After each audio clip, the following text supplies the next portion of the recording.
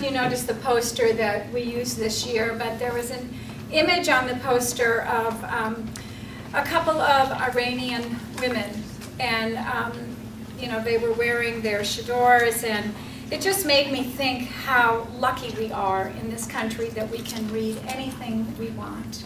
We never think that we go to a bookstore, we pick up whatever we want, and we go.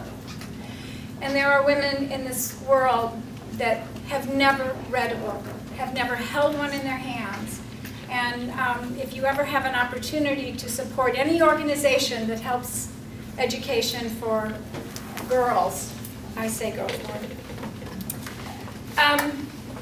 Tonight's Friday the 13th, so I did think about a couple of stories that might have something to do with the date.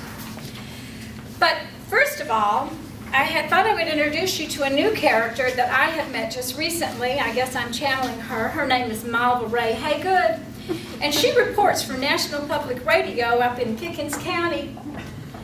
And I'm just going to read to you a couple of her first columns. I'll read one now and read the other one later.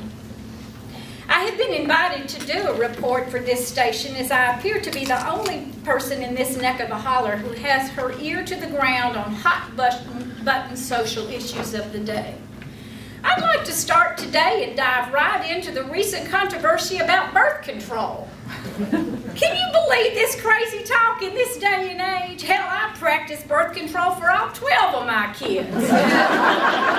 Controlled each and every birth with a little Oxycontin my husband stole off the medicine cart when the nurses wasn't looking. They'd say, boy, this baby sure is coming slow. And I'd say, honey, not slow enough. I'm just grabbing all the peace and quiet I can before I have to get back home to the rest of them. That last one was because my fifth husband and I just couldn't get enough of each other. Doctor thought it was because I was well over 40 and was going through the change, but I knew better. I was always a late bloomer. Hell, I told him I didn't have my first one until I was almost 16. And isn't this funny? They call it family planning. Lord, what a joke. Every one of my babies was planned, not by me, but by them. They planned on sucking me dry and driving me to an early grave the minute they come out. By and large, they come out fine. I swear by the fact that you got to cut back on a few things during your pregnancy. You know what? You keep your Jack and Coke down to 3 a day and you smoke into a single pack.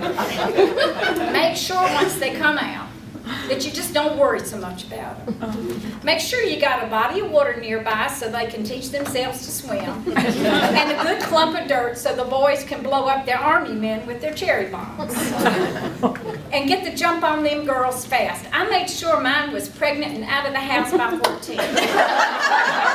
I tell you, if they hadn't learned how to pry a living out of the U.S. government by then they just wasn't paying attention. I always said, give a gal a baby and an 8th grade education and she'll live off her Uncle Sam for the rest of her life. Now the boys, you just got to cross your fingers and hope for the best. Not one of mine have a lick of sense. The ones that ain't in prison or in the military, and that's fine with me. They're all sporting uniforms, and they're all costing me a dime. You know what? Parents today just worry way too much about the youngins. Just do what I did. Leave them the hell alone, and they'll turn out fine. Now back to your local National Public Radio station for more trouble from the bedwet liberal talk show host. Okay.